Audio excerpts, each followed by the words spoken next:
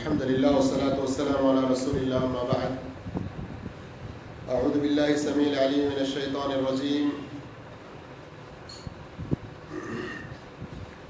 ولكل وجهة هو موليها فاستبقوا الخيرات أينما تكونوا يأتي بكم الله جميعا إن الله على كل شيء قدير. محترم معزز سامعین، آج کا جو عنوان مقرر کیا گیا ہے، زمانہ آگے بڑھ گیا تو پھر ہم پیچھے کیوں؟ زمانہ آگے بڑھ گیا تو پھر ہم پیچھے کیوں؟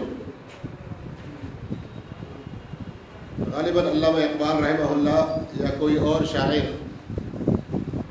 آج سے کوئی 30-40 سال پہلے ایک نظم بڑی پیاری انہوں نے لکھی تھی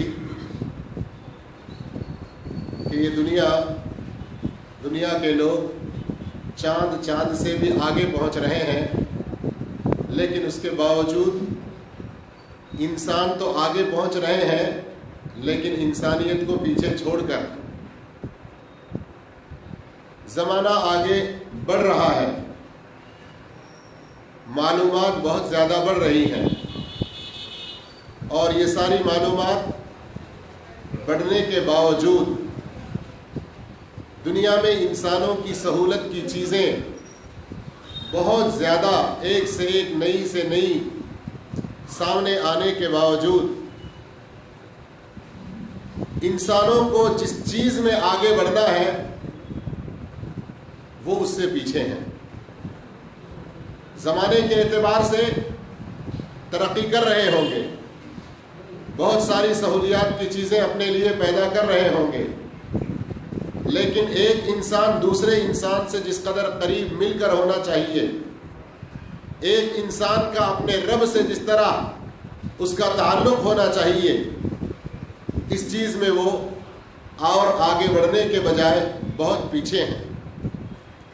میرے محترم بھائیوں، معزز ساتھیوں، آج کی ہماری اس مختصر سی محفل میں ہم تھوڑے سے وقت میں المسارعۃ فی الخیرات فاستبقوا الی الخیرات، زمانہ آگے بڑھ گیا ہم پیچھے نہ ہوں، بلکہ ہم زمانہ کس طرف آگے بڑھ گیا اس کو سوچ کر، اس پر غور و فکر کر کے ہمیں کس طرف آگے بڑھنا ہے اس کے بارے میں صحیح رہنمائی لینا ہے۔ آج غیروں کو تو چھوڑیں، بدقسمتی سے بہت سے مسلمانوں کا یہ خیال ہے کہ اگر ہم دنیا میں ترقی کرنا چاہتے ہیں، زمانے کے ساتھ قدم بقدم ملا کر آگے بڑھنا چاہتے ہیں، تو ہمیں 100% اسلام کو لے کر چلنا صحیح نہیں ہے، نہیں ہم آگے بڑھ سکتے۔ ایسا کچھ لوگوں کا سوچ ہے۔ کیا کہتے ہیں؟ کہتے ہیں کہ تم اسلام کا نام لے کر اسلام پر پوری طرح عمل کرتے ہوئے آگے بڑھنا چاہو گے، ترقی کرنا چاہو گے تو نہیں کر سکتے۔ نعوذ باللہ، استغفر اللہ، یہ کتنا بڑا بہتان، کتنی بڑی تہمت، کتنا بڑا الزام، اور اس طرح کے جملے اور اس طرح کی باتیں کوئی گنوار، جاہل، ان پڑھ، جسے نہ دنیا کا کوئی علم نہ دین کا کوئی علم ہے، تو سمجھتے کہ یہ تو اس کی جاہلیت ہے، کہہ رہا ہے بیچارہ، اللہ اس کو ہدایت دے، اللہ اس کو علم بھی دے، اللہ اس کو سمجھ دے۔ لیکن افسوس کی بات یہ ہوتی ہے کہ اس طرح کے جملے، اس طرح کی باتیں وہ لوگ کہتے ہیں جو پڑھے لکھے ہوتے ہیں، اور کچھ تو وہ ہوتے ہیں جو اسلام کا نام بھی لیتے رہتے ہیں، اسلام کا نام بھی لیتے رہتے ہیں، اور اسلام کے بعض کام کرتے رہتے ہیں، پھر اس طرح کے جملے کہتے ہیں۔ اور کتنی بڑی افسوس کی بات آتی ہے تو کہنا پڑتا ہے، بات آتی ہے تو کہنا پڑتا ہے کہ قریب میں ابھی ایک جگہ رشتے کی بات ہو رہی ہے، تو ایک صاحب کہتے ہیں کہ ایسا ہونا چاہیے کہ تھوڑا بہت اسلام کا نام لینے والا ہو لیکن مولوی ٹائپ کا نہ ہو. 100% وہ پردے کے بارے میں، داڑھی کے بارے میں اور دوسرے اسلام کی چیزوں کے بارے میں بولنے والا، ٹوکنے والا نہ ہو. جب نہ داڑھی چاہیے، نہ نماز چاہیے، نہ تمہیں اس طرح ایک ایک چیز کو نکالتے جاؤ گے تو پھر کون سا اسلام تمہیں چاہیے؟ میرے بھائیوں ذرا سوچو، غور کرو. آج ہم اسلام کو اتنا زیادہ ہمیں پیچھے لے جانے والا، ہمیں بیکورڈ کرنے والا کیوں ہم سمجھ رہے ہیں؟ سچی بات تو یہ ہے، سچی بات یہ ہے کہ راتی کالم جسے کہتے ہیں، سٹون ایج جسے کہتے ہیں، بالکل جاہلیت کا زمانہ جسے کہتے ہیں، جہاں پر کوئی ڈیولپمنٹ نہیں، کسی طرح سائنس کا کوئی ان کو شدھ بدھ نہیں، ویسی جگہ پر ترقی کی راہیں کھولا تو کس نے کھولا؟ قرآن نے کھولا، اسلام نے کھولا، محمد صلی اللہ علیہ وسلم کے سچے فالوورز نے، ان کے سچے متبعین اور پیروکاروں نے کھولا. لیکن ہائے افسوس، جبرالٹر تو پڑھتے ہیں لیکن وہ کون الجبر ہے اس کو بھول جاتے ہیں، اس کو بھول جاتے ہیں. اور ڈاکٹری تو پڑھتے ہیں لیکن ڈاکٹری کا فن کہاں سے اس کے بنیادیں ہیں، کہاں سے اس کے فارمولے ہیں، بھول جاتے ہیں. ریاضیات، میتھمیٹکس سب کچھ پڑھتے ہیں لیکن اس کے باوجود صفر کو ایجاد کرنے والا کون ہے اور ریاضیات کے کون سے اصول و فنون قرآن میں بیان کیے گئے ہیں ان کو بھول جاتے ہیں. آج دنیا کی ہر ترقی تعلیم کے لیے بہت اونچے نعرے، بڑی اونچی اونچی آوازیں، لیکن ان کے لیے اصول بتانے والا، راہیں کھولنے والا کون ہے؟ قرآن اگر نہ آتا، قرآن اگر نہ آتا، اس قرآن کو محمد صلی اللہ علیہ وسلم اگر نہ لاتے تو آج جو ترقی ہم دیکھ رہے ہیں قیامت تک کبھی یہ ترقی نظر نہ آتی.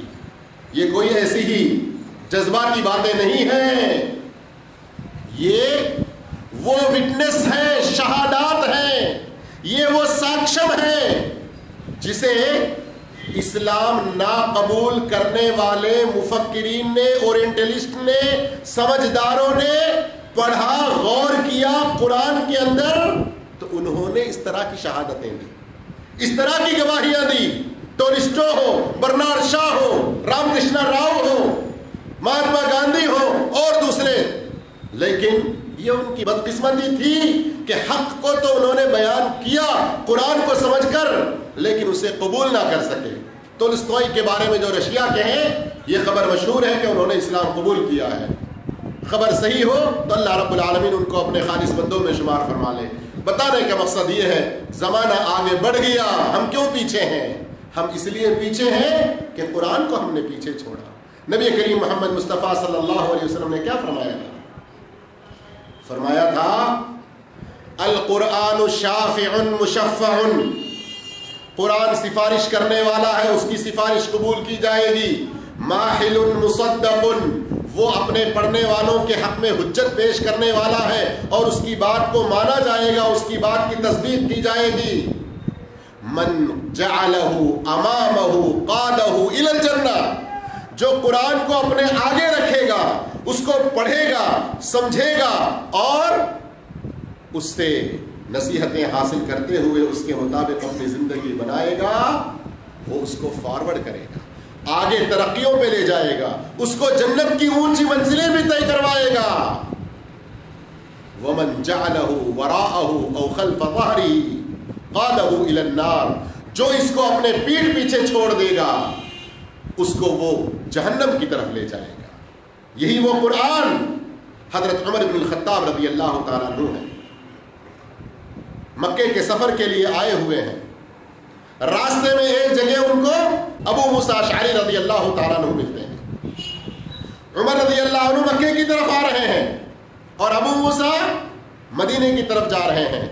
راستے میں ملاقات ہوتی ہے. ابو موسیٰ کون ہے؟ یہ یمن کے گورنر ہیں. کس وقت؟ جب عمر رضی اللہ تعالی عنہ اس ہندوستان جیسے 7-8 ملکوں کے بڑے بادشاہ تھے. खलीफा थे। रास्ते में उनसे मिले, पूछा तुम आ रहे हो, तुम्हारी जगह तुमने किसको अपना जिम्मेदार बनाया, अपना नायब बनाया? तो उन्होंने एक आदमी का नाम पेश किया कि वो काला कलोटा, उसको मैंने यमन का गवर्नर बनाया। उमर रज़ी अल्लाह ताला अन्हु ने कहा, तुमने गुलाम को, एक ऐसे आदमी को कैसे इतनी बड़ी जिम्मेदारी सौंप दी?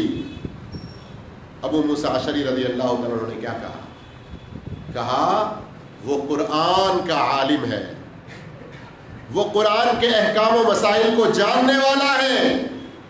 गवर्नरी का ये मनसब किसको देना है मुझे पता था, इसलिए मैंने उनको ये सौंपा है। उमर रज़ी अल्लाह ताला अन्हु ने कहा, नबी करीम सल्लल्लाहु अलैहि वसल्लम ने सच फरमाया, इन्नल्लाह यरफ़उ बिहाज़िल किताबि अक़वामन व यज़अउ बिही आख़रीन। बेशक ये कुरान बाज़ लोगों को ऊंचाई पे ले आता है। क्यों? वो उसको सीखते हैं, वो उस पर अमल करते हैं, उसके मुताबिक अपनी जिंदगियां गुजारते हैं। और वहीं यही वो कुरान है कुछ दूसरे लोगों को एकदम तनज़्ज़ुली का शिकार कर देता है, अधमस्तानम, एकदम उनको नीचे ग्रेड में ले आता है। क्यों? इसलिए कि वो कुरान का जो अदा करना है उसको नहीं करते। कहीं आज ऐसी हमारी हालत तो नहीं कि दुनिया भर के हालात पर जब निगाह डालते हैं तो क्या अफसोस कुल खबरें नजर आती हैं, कलमा पढ़ने वाले कलमा पढ़ने वालों को मार रहे हैं। क्यों? जब हमने हमारी अपनी ताकत का इस्तेमाल अपने अंदर किया तो गैर भी हमारे लिए और ज्यादा निडर हो गए। और हम हमारे करीब के हालात पर भी निगाह रखें। मेरे भाइयों, हम ज़माने को आगे बढ़ता हुआ देखें तो हम पीछे ना रहें, बल्कि हम उस चीज़ की तरफ आगे बढ़ें जो हमें इस दुनिया की ज़िंदगी में भी तरक्कियों पर ले आए और आखिरत की ज़िंदगी में भी कहीं वो नौबत ना आ जाए। कौन सी नौबत? जैसे अल्लाह के रसूल सल्लल्लाहु अलैहि वसल्लम की एक हदीस है, आप सल्लल्लाहु अलैहि वसल्लम फरमाते हैं, जहन्नम के अंदर जब मुशरिकीन और काफिर लोग उन मुसलमानों को देखेंगे जो अपने गुनाहों की वजह से जहन्नम में हैं, तो ताना देंगे, ताना देंगे, वहां भी नहीं छोड़ेंगे, ताना देंगे। क्या ताना देंगे? कहेंगे तुम तो दुनिया में कहते थे कि एक अल्लाह की इबादत कर लो तो जहन्नम से बच जाओगे, लेकिन आज क्या हो गया? तुम लोग भी तो हमारे साथ जहन्नम में आए हुए हो। तो ये ताना मुसलमानों को बर्दाश्त नहीं होता। ये कौन मुसलमान? गुनहगार मुसलमान, नेकियों में आगे ना बढ़ने वाले मुसलमान। अरे ईमान बस है ना जी, हम शिर्क तो नहीं कर रहे ना, हम किसी और की पूजा तो नहीं कर रहे ना। अरे 5 टाइम भी नमाज पढ़ना ज़रूरी है क्या? 2 टाइम पढ़ लिए तो नहीं चलता? अरे वो ज़माने में गरीबा रोज़ा रखते थे जी, खाने को कुछ नहीं था। आज कहीं को इतना रोज़ा रखना ज़रूरी है, और रखना ज़रूरी कहते हैं, लेकिन गर्मियाँ बहुत है ना। कुछ भी नेक काम का जिक्र आ जाए तो हज़ार बहाने। बहरहाल जब ये हालत होगी कि अब जहन्नम की जो सजाएं हैं वो तो बर्दाश्त करने के काबिल है नहीं, और इधर ऊपर से काफिरों और मुशरिकों का ताना। लेकिन उन मुसलमानों में अगर कोई भलाई है तो सिर्फ एक भलाई क्या होगी कि वो अल्लाह के साथ किसी को शिर्क नहीं किए होंगे, अल्लाह के साथ किसी और को शरीक नहीं ठहराए होंगे। तब अल्लाह रब्बुल आलमीन अंबिया को, फरिश्तों को, कुछ नेक लोगों को सिफारिश करने के लिए कहेगा, फिर उन लोगों की सिफारिशों से अल्लाह ताला इनको निकाल कर जहन्नम से जन्नत में डालेगा। तब मुशरिकीन कहेंगे, रुबमा यवद्दुल्लज़ीन कफ़रू लौ कानू मुस्लिमीन। 14वें पारे की पहली आयत तफसीर इब्न कसीर में देखिए, और भी इस तरह की हदीसें बहुत सारी मिलती हैं। उस वक्त कुफ्फार तमन्ना करेंगे, मुशरिकीन तमन्ना करेंगे, हाय कम से कम हम भी मुसलमान हुए होते, ہم بھی کلمہ پڑھ لیے ہوتے کتنا اچھا تھا، ایک لمبا عرصہ جلنے کے بعد تو صحیح ہم جہنم سے نکالے جاتے اور جنت میں آتے۔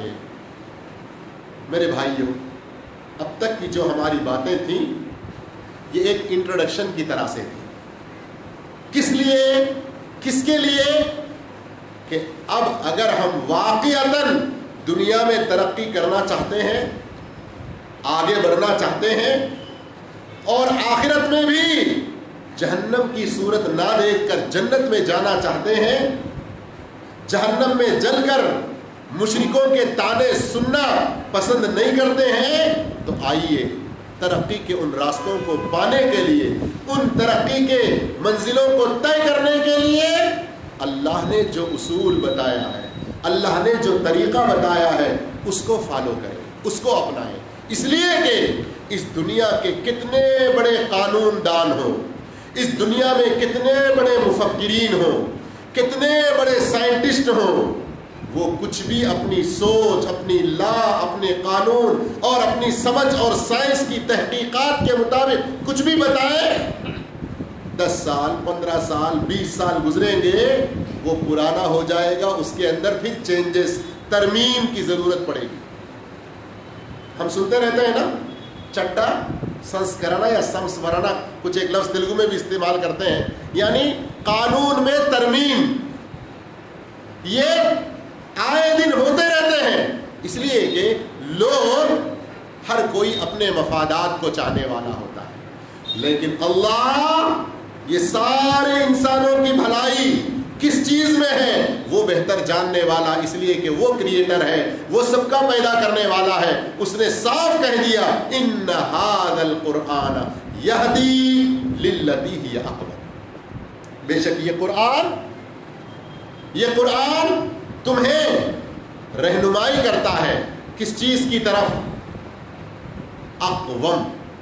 اقوم یہ عربی کا ایسا لفظ ہے کہ سب سے زیادہ سیدھا، کہ اب اس سے زیادہ سیدھا پن کہیں نہیں ہو سکتا۔ یہ سیدھا راستہ کس بارے میں دکھاتا ہے؟ صرف نماز میں، صرف روزے میں، زکوٰۃ حج میں نہیں، عبادات میں، نماز روزہ زکوٰۃ حج ان سب چیزوں میں بھی، اور اسی طرح تمہاری شادی بیاہ میں سب سے اچھا طریقہ اسلام بتاتا ہے، کاروبار میں سب سے اچھا طریقہ قرآن بتاتا ہے، تمہارے اخلاق میں سب سے اچھا روٹ اسلام بتاتا ہے، تمہارے مارکیٹ میں ایک دوسرے کے ساتھ کیسے لین دین ہو یہ اسلام سے سیکھو۔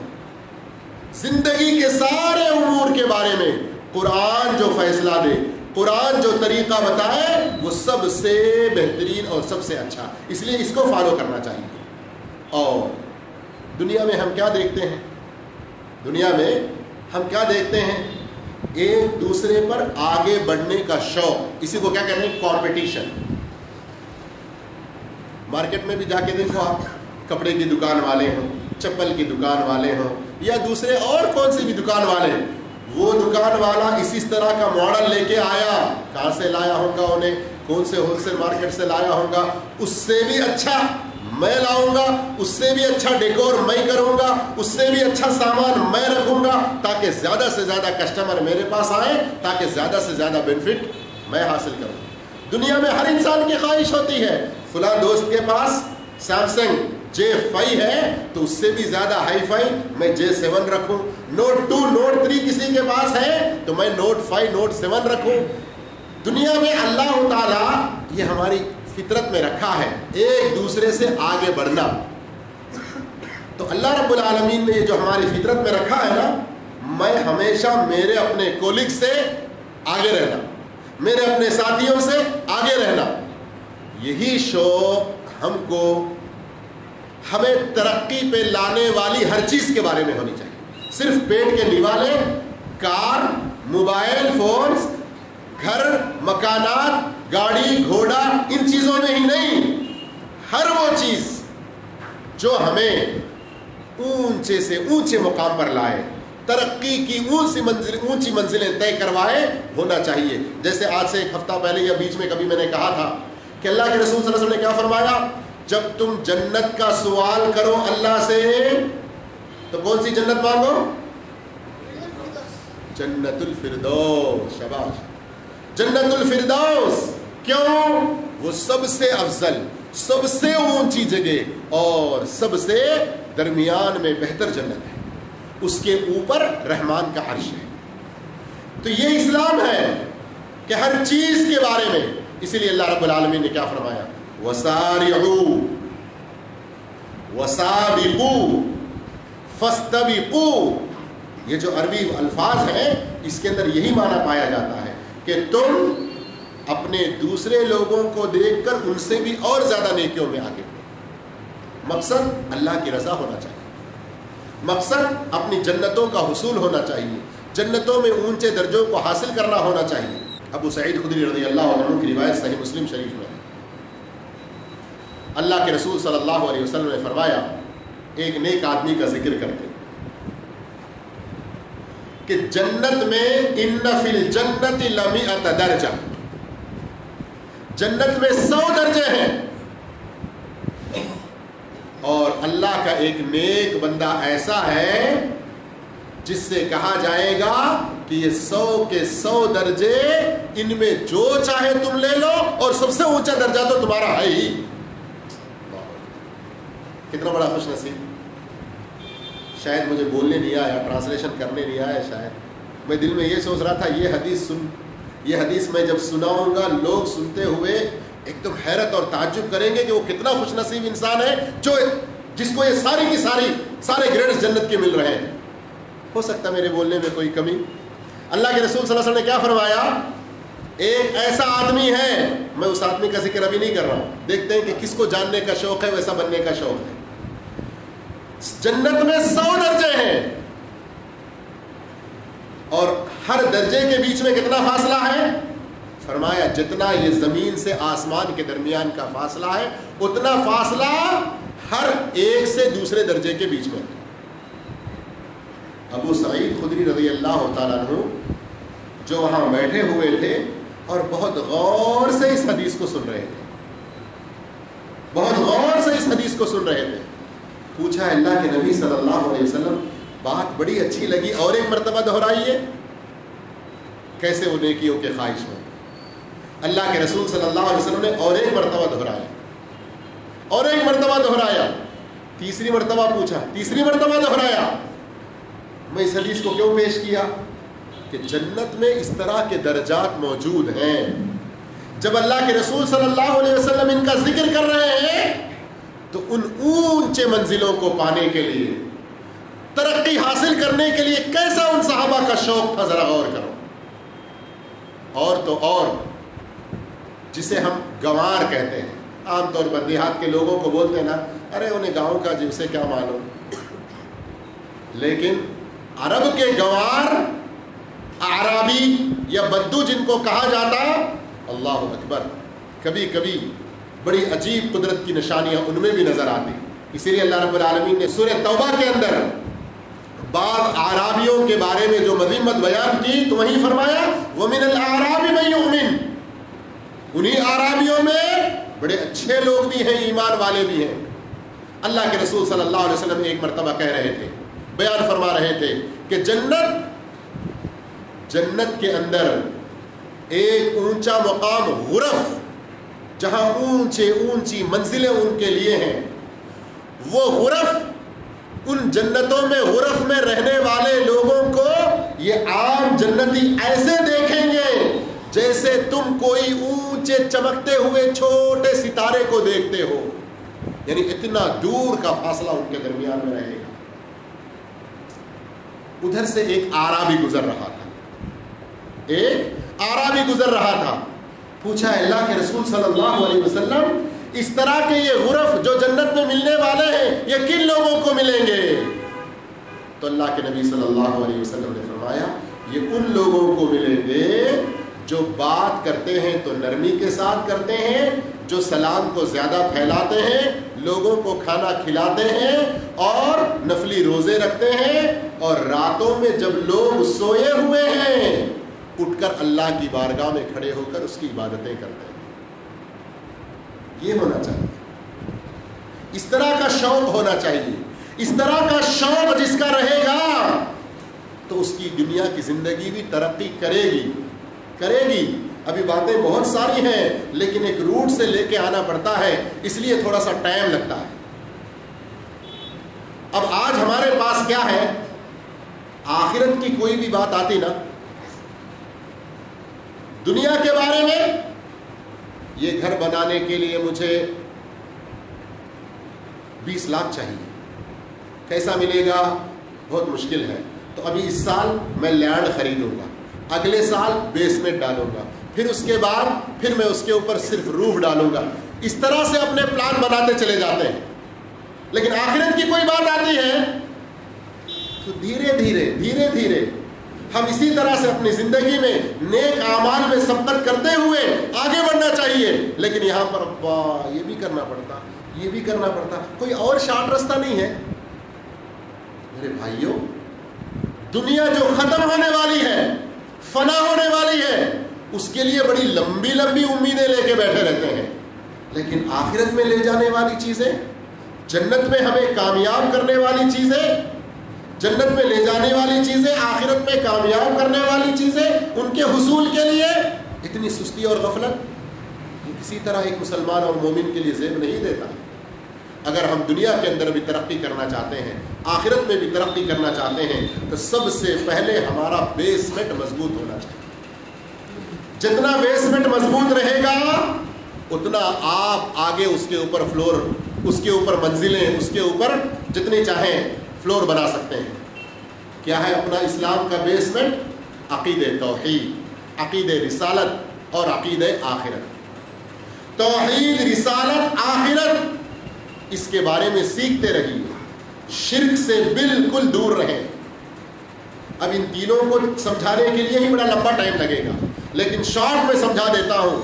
توحید ایسی ہو کہ اس میں ذرا بھی شرک کی ملاوٹ نہ ہو، اور اللہ کے رسول صلی اللہ علیہ وسلم پر ایسا ایمان ہو کہ دنیا کا کوئی بڑے سے بڑا امام، بزرگ، مفکر کوئی بھی آ جائے، سب کی قدر کریں گے، لیکن فالو کریں گے تو صرف محمد رسول اللہ صلی اللہ علیہ وسلم۔ اور عقید آخرت اتنا مضبوط ہو، ہم اندھیرے میں بھی چلیں، اجالے میں بھی چلیں، اکیلے میں بھی رہیں، چار لوگوں کے درمیان میں رہیں، صرف ہمارے دل میں یہ نہ ہو کہ لوگ کیا بولتے، لوگ کیا بولتے، لوگ کیا بولتے، لوگ کیا بولتے، میں ایسا کرا تو انہیں کیا سمجھتا، میں ایسا کرا تو انہیں کیا سمجھتا۔ سب سے پہلے ہمیں ہر کام کے بارے میں، ہماری ہر گفتگو کے بارے میں اللہ کے پاس حساب دینا ہے، اور وہاں سے ہم کسی بھی پل ٹلنے والے نہیں۔ اس دن جب اللہ کی بارگاہ میں ہم حاضر ہوں گے، ترازو بھی قائم کیا جائے گا انصاف کا، چھوٹی سے چھوٹی نیکی بھی تولی جائے گی، چھوٹی سی چھوٹی برائی بھی تولی جائے گی۔ ہم دنیا میں جو کچھ عمل کر رہے ہیں، جو کچھ باتیں کر رہے ہیں، جو کچھ دلوں میں پکے پلان بنا رہے ہیں، یہ سب کچھ لکھا جا رہا ہے۔ جب قیامت کے دن پہنچیں گے، وَتَرَى الْمُجْرِمِينَ مُشْفِقِينَ مِمَّا فِيهِ، اس وقت ڈرتے رہیں گے لوگ، کون؟ جنہوں نے گناہ کیے ہیں۔ وہاں دنیا میں جن کی زندگی گناہوں میں گزری، وہ لوگ وہاں پر ڈریں گے، اپنی کتابوں کو دیکھ کر، اپنے نامہ اعمال کو دیکھ کر پکار کر کہیں گے، یا ویلتنا ما لہذا الکتاب، ہائے افسوس، یہ کیسی کتاب ہے، لا یغادر صغیرۃ ولا کبیرۃ، کوئی چھوٹی سی چھوٹی چیز بھی نہیں چھوٹی، کوئی بڑی سی بڑی چیز بھی اس میں نہیں چھوٹی، اور سارا کا سارا اس میں موجود ہے۔ یہ پا کر بہت افسوس کریں گے، بہت پچھتائیں گے، لیکن اس وقت کا پچھتانا کچھ نہیں فائدہ۔ اس لیے سب سے پہلے اپنا عقیدہ مضبوط کریں، عقیدہ توحید کا بھی، رسالت کا بھی اور آخرت کا بھی۔ اور یہ مضبوط صرف ایک مرتبہ کی تقریریں سننے سے نہیں ہوگا، ایک مرتبہ کا کوئی بیان سننے سے نہیں ہوگا، اس سے ہمیں اپنا تعلق جوڑنا پڑے گا، قرآن سے اپنا رشتہ مضبوط کرنا پڑے گا، اور پھر اس کے بعد فرائض کو ہم ادا کرتے رہیں، فرائض کو ادا کرتے رہیں۔ اور فرائض اللہ کے بھی ہیں، نماز، روزہ، زکوٰۃ، حج کی شکل میں، اور بندوں کے بھی ہیں۔ زکوٰۃ مال کا فریضہ ہے، اور بندوں کے اس میں ہمارے اوپر حقوق ہیں، اسی طرح سے ماں باپ ہیں، رشتہ دار ہیں، اسی طرح سے فرائض لین دین میں بھی ہے، فرائض کچھ اخلاق میں بھی ہے، فرائض میاں بیوی کے تعلقات میں بھی ہے، فرائض اولاد اور ماں باپ کے درمیان کے تعلقات میں بھی ہیں، تو ان فرائض کا اہتمام بہت کریں ہم۔ پھر آگے اس کے ساتھ ساتھ نیکی کے اور کیا دروازے ہو سکتے ہیں، نیکی کے اور کیا کام ہو سکتے ہیں، ان کے بارے میں جانتے رہیں اور زیادہ سے زیادہ ان کو سیکھتے رہیں، ان کو زیادہ سے زیادہ سیکھتے رہیں۔ ہم بہت سارا ہمارا جو ٹائم ہوتا ہے، ٹائم پاس کر رہے ہیں کر کے، کوئی فلمیں دیکھنے میں، سیریل دیکھنے میں، ایک کے بعد ایک چینل چینج کرتے ہوئے نیوز دیکھنے میں گزارتا ہے۔ کسی کو ان سب چیزوں سے انٹرسٹ نہیں ہے۔ ڈاکٹر بول دیا تم جلدی اندھے ہو جاتے، ڈاکٹر بول دیا یہ سب تمہارے اوپر جو شعاعیں ایکس رے اس کے آگے پڑتے ہیں، یہ بار بار دیکھتے رہتے، تمہارا ہارٹ اور کمزور ہو جاتا، تو اب یہ سب چھوڑ دیتے۔ کیا ہے؟ لوگوں کے ساتھ بیٹھ کے گپ شپ، لوگوں کے ساتھ بیٹھ کے گپ شپ، اس میں اپنا وقت ضائع کرتے رہتے ہیں۔ میرے بھائیوں، نیکی کی باتیں سیکھو، کن کن طریقوں سے ہم نیکیاں کر سکتے ہیں ان کو جانو، اس لیے کہ قرآن میں اللہ رب العالمین نے اس سلسلے میں ہماری بہت زیادہ رہنمائی فرمائی ہے۔ اس سے پہلے بھی ہم نے مغرب کے بعد کے درس میں ابو ذر رضی اللہ عنہ کی ایک حدیث پیش کی تھی، جس کے اندر ایک کے بعد دیگرے اللہ کے نبی صلی اللہ علیہ وسلم کئی ساری چیزوں کے بارے میں رہنمائی کرتے ہیں۔ مثال کے طور پر آپ ریاض الصالحین چھوٹی سی کتاب ہے حدیث کی، الحمدللہ اردو میں بھی موجود ہے، تیلگو میں بھی موجود ہے۔ بیٹھیں، سنتے رہیں، اور ہمارے پاس دین کا علم حاصل کرنے کے بارے میں شوق بہت کم ہے۔ اس شوق کو آگے بڑھائیں، جتنا اس شوق کو بڑھائیں گے اتنا زیادہ ہمیں نیکی کے راستوں کا پتہ چلے گا۔ اللہ رب العالمین نے کیا فرمایا؟ تم اللہ کی مغفرت کی طرف اور اس جنت کی طرف جو جنت آسمان و زمینوں سے بھی کہیں زیادہ اس کی وسعت ہے، اس کی طرف آگے بڑھو، ایک دوسرے پر سبقت کرو۔ ایک جگہ اللہ نے فرمایا جو اللہ پر ایمان لائے، رسول پر ایمان لائے، ان کے لیے یہ جنت تیار کی گئی ہے۔ اور ایک جگہ فرمایا اللہ رب العالمین نے سورہ آل عمران کے اندر اعدت للمتقین، یہ متقیوں کے لیے تیار کی گئی ہے۔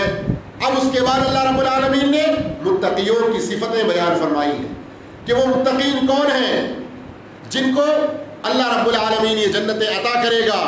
یہ وہ لوگ ہیں الذین ينفقون فی السراء والضراء، وہ لوگ جو تنگی میں بھی رہتے ہیں تو اللہ کے راستے میں خرچ کرتے ہیں، خوشحالی میں رہتے ہیں تو بھی اللہ کے راستے میں خرچ کرتے ہیں، والکاظمین الغیظ، غصے کو پی جاتے ہیں، والعافین عن الناس، لوگوں کو معاف کرتے ہیں، واللہ یحب المحسنین، اس طرح کے اچھے کام کرنے والوں کو اللہ رب العالمین چاہتا ہے، ان سے محبت کرتا ہے۔ پھر آگے اللہ رب العالمین نے ان کے لیے اور بھی بہت سارے وعدے کیے۔ اب اس طرح قرآن میں ہم دیکھیں، اس سے پہلے اسمارٹ فونز کے بارے میں ایک بیان ہوا تھا، اس کے اندر قرآن کے بارے میں کچھ اپلیکیشنز کی آپ کو خبر دی گئی جس کے اندر ریسرچ آپشن ہے، تو آپ تلاش کر سکتے ہیں۔ مثال کے طور پر متقین، اور اسی طرح سے خاشعین، اور اسی طرح سے اللہ رب العالمین نے عباد الرحمن کے نام سے، تو وہاں آپ کو ان ورڈز کے بعد ان کی کوالٹیز ملتی ہیں، کیا کیا ان کی خوبیاں ہیں، کیا کیا ان کی اچھائیاں ہیں۔ ذرا ایک مرتبہ آپ 18ویں پارے کی آیت پر غور کیجئے۔ 18ویں پارے کی شروع کی آیت ہے سورۃ المؤمنون کی، قد افلح المؤمنون، قد افلح المؤمنون، مومنین کامیاب ہو گئے۔ اب کون ہے وہ مومنین؟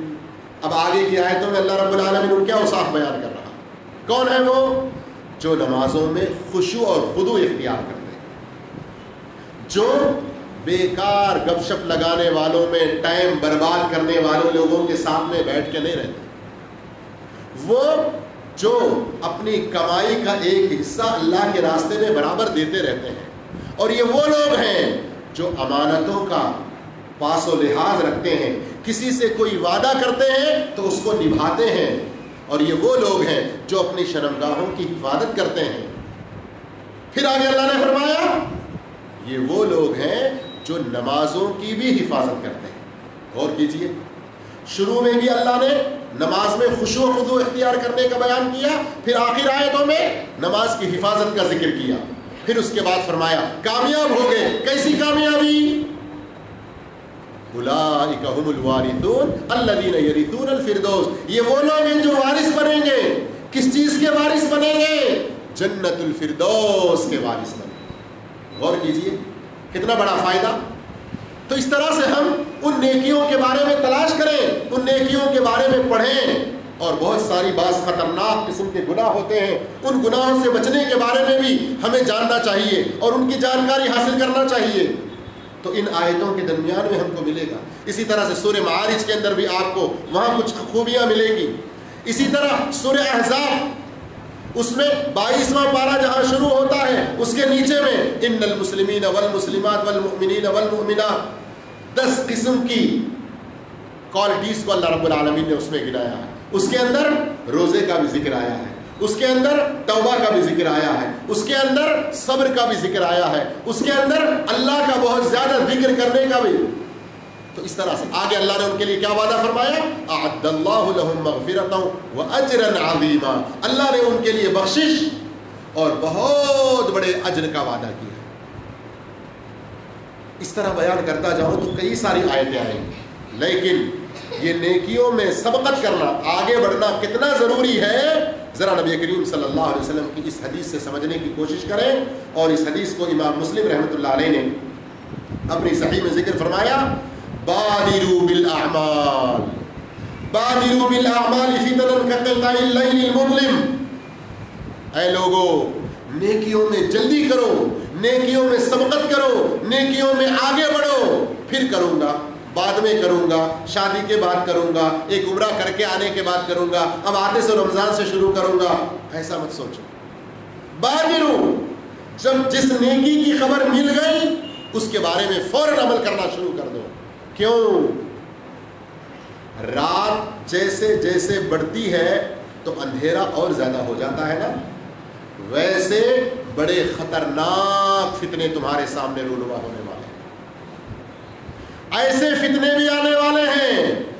یصبح الرجل مؤمنا ویمسی کافرا. صبح کے وقت میں آدمی مومن تھا تو شام ہوتے ہوتے کافر ہو جائے گا. شام کے وقت میں مومن تھا تو صبح ہوتے ہوتے کافر ہو جائے گا. ایسے حالات آنے والے ہیں. اس لیے تم ایسی حالتوں میں پڑھنے سے پہلے نیکیوں میں سبقت کرو, نیکیوں میں آگے بڑھو. اور بعض موقعوں پر اللہ کے رسول صلی اللہ علیہ وسلم صحابہ اکرام کو, اپنے گھر والوں کو بالخصوص کس طرح نیکیوں کی ترغیب دیا کرتے تھے. آج ہمارے پاس اللہ تعالیٰ ہمیں ہم سب کو بھی ہدایت عطا فرمائے, کہنے والوں کو, سننے والوں کو, سارے مسلمانوں کو اللہ تعالیٰ نیک اعمال میں سبقت کرنے کی توفیق عطا فرمائے. کوئی بھی نیکی کے بارے میں سنتے ہیں, بات تو اچھی ہے, موڈ میرا بھی ہے, خیال میرا بھی ہے, لیکن حالات اچھے نہیں ہیں, میرے گھر والے نہیں مان رہے ہیں, نہیں ذرا سا میری جو ڈیوٹی ہے تھوڑی اس طرح کی ہے اس لیے ابھی اچھا نہیں رہتا. بہت ساری رکاوٹیں. بعض لوگوں کی تو حالت یہ رہتی, خود کو کوئی رکاوٹ سامنے آتی نہیں آتی نہیں معلوم, لیکن خود ہی بہت ساری رکاوٹیں سوچ لے کے اپنے آپ کو آگے بڑھنے سے پیچھے کر لے. نہ میرے بھائی, موت کے بارے میں کسی کو نہیں پتا, موت کے بارے میں کسی کو نہیں پتا کہ کس جھٹکے میں موت آ جائے گی, کس طرح سے اچانک موت آئے گی. اسی لیے اللہ کے نبی صلی اللہ علیہ وسلم نے کیا فرمایا؟ حضرت ابن عمر رضی اللہ عنہ کی حدیث ہے صحیح بخاری میں, کن فی الدنیا کانک غریب او عابر سبیل. دنیا میں تم ایسے جیو جیسے کوئی اجنبی ہو یا کوئی مسافر. مسافر آدمی کسی جگہ ٹھہرتا ہے تو کیا ہمیشہ ٹھہرنے کے ارادے سے رکتا ہے؟ نہیں, وہ سفر میں تھوڑا سا سستانے کے لیے, آرام کرنے کے لیے, سفر کی تھکاوٹ کو تھوڑا سا دور کرنے کے لیے وہ رکا ہوا ہے, پھر آگے اپنی منزل کی طرف بڑھ جائے گا. ایسے ہی ہماری اصل منزل آخرت ہے. دنیا تھوڑا سا ریسٹ کی جگہ, تھوڑا سا ریسٹ کی جگہ ہے. اور ایک بات کیا فرمایا اللہ کے رسول صلی اللہ علیہ وسلم نے؟ اجنبی کی طرح سے رہو.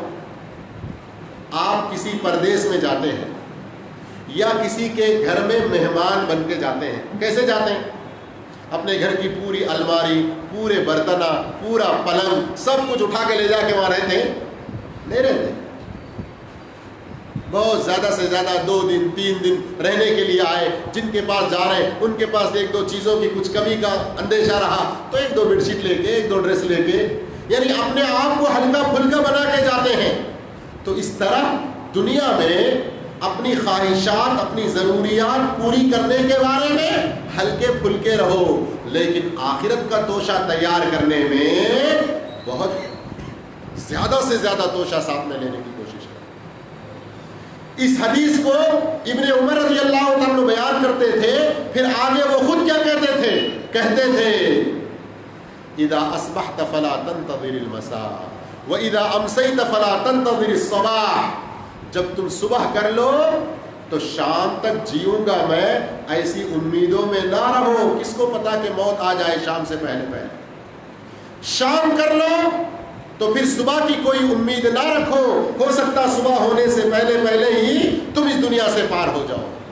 اس لیے میرے بھائیوں، بتانے کا مقصد یہی ہے کہ یہ موقع اللہ رب العالمین نے جو دنیا میں ہمیں دیا، صرف ایک مرتبہ دیا. نیکی کے کاموں کو سیکھو. نیکی کے کام کیا کیا ہیں، انہیں زیادہ سے زیادہ کرنے کی کوشش کرو. اور نبی کریم صلی اللہ علیہ وسلم کی اس حدیث کو سن کر اپنے دلوں میں خوشیوں کو بڑھاؤ اور ایسے خوش نصیب لوگوں میں شریک ہونے کی کوشش کرو. کیا فرماتے ہیں اللہ کے رسول صلی اللہ علیہ وسلم؟ ابن ماجہ کی روایت ہے، شیخ البانی رحمہ اللہ نے صحیحہ میں ذکر فرمایا، ان من الناس مفاتیح للخیر مغالیق للشر. اللہ اکبر. لوگوں میں کچھ ایسے لوگ ہوتے ہیں جو نیک کاموں کے لیے چابیوں کی طرح سے ہوتے ہیں اور برے کاموں کو بند کرنے والے ہوتے ہیں. نیک کاموں کے دروازے لوگوں کے سامنے کھولنے والے اور برائیوں کے دروازے لوگوں کے سامنے بند کرنے والے ہوتے ہیں. فطوبى لمن جعل اللہ مفاتح الخیر علی یدیہ. اس شخص کے لیے توبہ ہے. توبہ کیا ہے پھر بتاؤں گا. اس شخص کے لیے توبہ ہے. کون؟ جس کے ہاتھوں سے اللہ رب العالمین نیکیوں کے دروازے کھول دیتے ہیں. آئے کتنا خوش نصیب انسان. اللہ کے رسول صلی اللہ علیہ وسلم اس کے لیے دعائیں دے رہے ہیں. فتوبہ، اس کے لیے توبہ ہے جسے اللہ رب العالمین اس کے ہاتھوں سے نیکیوں کے دروازے کھولتے ہیں. وویل، اس شخص کے لیے ویل ہے، لمن جعل اللہ مفاتح الشر علی یدیہ، جس کے ہاتھوں سے اللہ برائیوں کا دروازہ کھولتا. ویل، اس کو تو آپ لوگوں نے کئی بار سنا ہوگا. توبہ اس کا ایک معنی آتا ہے خوشخبری، خوش ہو جاؤ. لیکن توبہ جنت میں ایک درخت کا نام ہے. جنت میں ایک درخت کا نام ہے. جنتیوں کے کپڑے اسی درخت سے نکالے جاتے ہیں اور وہ درخت کتنا بڑا ہے، 500 سال آپ اس کے سائے میں چلیں گے تو وہ جھاڑ ختم نہیں ہوگا. اللہ مجھے آپ کو سب کو ایسا جھاڑ نصیب فرمائے جنت میں. کس کو ملے گا؟ جو نیکیوں کا دروازہ بنے. اب آج الٹا ہو جا رہا ہے ہمارے پاس. اللہ کسی کو بولنے کا موقع دیا، نیکیوں کے دروازے کھولنے کی کوشش کر رہے ہیں. قرآن و سنت کی روشنی میں ارے اسے کیا روب اٹھا، کیا تو بھی ایک نیا مسئلہ لے کے اٹھتے چ رہتا، بولتے چ رہتا. منہ بند کرانے کی آج کوشش. میرے بھائیوں، اس حدیث کو ہمیشہ اپنے ذہنوں میں رکھیں. لوگوں کی باتوں کی پرواہ کرنے کی ضرورت نہیں ہے. ہاتھی چلتا رہتا ہے، آوازیں کسنے والے بازو سے کستے رہتے ہیں. ہمیں اپنے دھند میں سوار ہو کر اللہ کے رسول صلی اللہ علیہ وسلم کی اس طرح کی حدیثوں کو سن کر اللہ عز و جل کے قرآنی وعدوں کو اس پر یقین کرتے ہوئے آگے بڑھنا چاہیے. پھر ایک مرتبہ جلدی سے ترجمہ سنا کے میں آگے بڑھتا ہوں. اللہ کے نبی صلی اللہ علیہ وسلم نے کیا فرمایا؟ لوگوں میں کچھ لوگ ایسے ہوتے ہیں جو نیکیوں کے کھولنے والے اور برائیوں کے بند کرنے والے ہوتے ہیں. فتوبہ اس شخص کے لیے توبہ ہے جس کے ہاتھوں سے اللہ نیکیوں کے دروازے کھولتا ہے، نیکیوں کے راستے کھولتا ہے، اور اس شخص کے لیے ویل ہے جس کے ہاتھوں سے برائی کے دروازے کھلتے ہیں۔ اس سلسلے میں اللہ رب العالمین سے ڈریں، اور اسی طرح سے حضرت ابو سعید خدری رضی اللہ تعالیٰ عنہ، حضرت ابو سعید خدری رضی اللہ تعالیٰ عنہ کی اس حدیث پر بھی غور کریں۔ نبی کریم صلی اللہ علیہ وسلم بیٹھے ہوئے ہیں، صحابہ اکرام بھی ساتھ میں ہیں، فرماتے ہیں اذ جاء رجل على ناقۃ له فجعلها يصرفها يمينا وشمالا، ایک آدمی آیا اور اس کا ایک اونٹ تھا جو سواری کے قابل نہیں تھا، تو اب وہ کسی سے پوچھ بھی نہیں سک رہا ہے، کسی سے پوچھ بھی نہیں سک رہا ہے، تو کیا ہوا، کبھی ادھر دائیں کبھی بائیں، ادھر ادھر ٹہل رہا ہے، گھوم رہا ہے۔ اللہ کے رسول صلی اللہ علیہ وسلم نے اس کی ضرورت کو پہچان لیا، پھر اس کے بعد آپ صلی اللہ علیہ وسلم نے فرمایا کسی کے پاس کوئی ایسا جانور ہے جو اس کی ضرورت سے زائد ہو تو اس کو دیا جائے تو وہ اس پر اپنی سواری کرے اور اس کا جانور اس کے لیے باقی رہے۔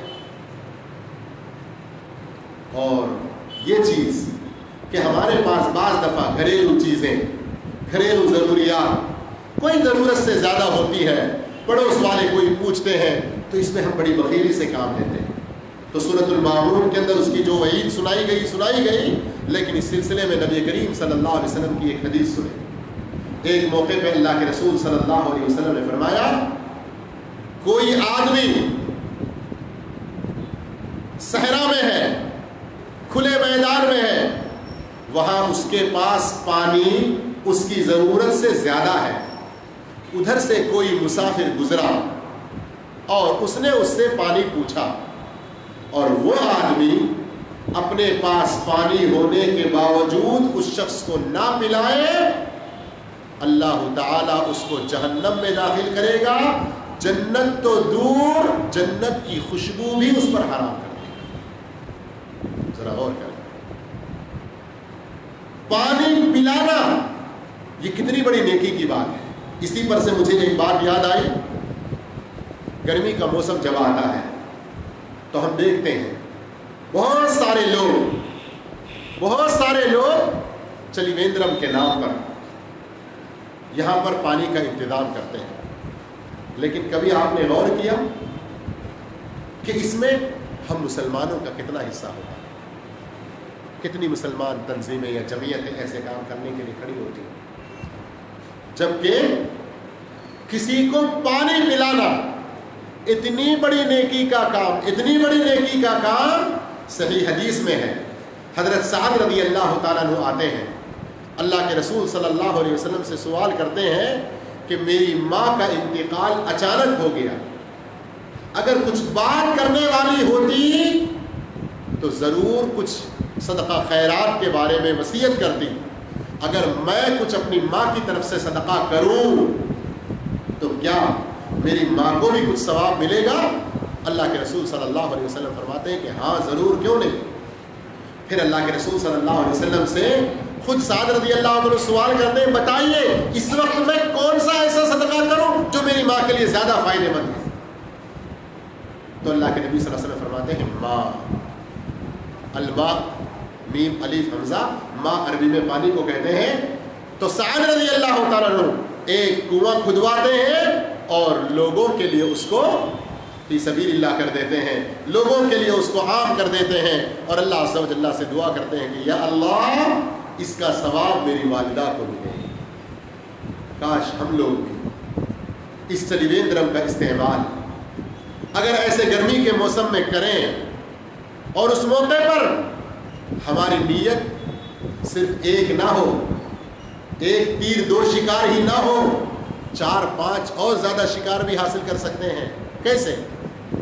چلیویندرم قائم کریں تو اپنے والدہ، اپنے والد یا اپنے شوہر یا اپنے بیوی، کسی بھی اپنے عزیز کے صدقے جاریہ کے لیے اس کو بنا سکتے ہیں۔ دوسرا، اس کے اندر آپ اچھے سے اچھے فلیکسی یا سائن بورڈ اس طرح کے رکھیں جس میں آپ میٹھے انداز میں اپنے اسلام کی، شانتی کی، امن کی تعلیم لوگوں کو پہنچائیں.